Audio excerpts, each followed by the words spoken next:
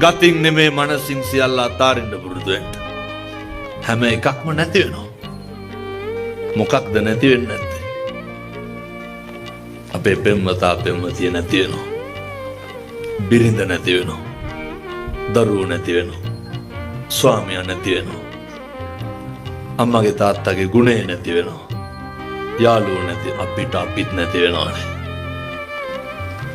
කවුද දන්නේ හෙට ඇස් දෙක පෙනේද නැද්ද කියලා? කාට මොක කෙරුවත් කමක් නෑ. අන්තිමේට අපිට අපි විතරයි කියන එක මතක තියාගන්න.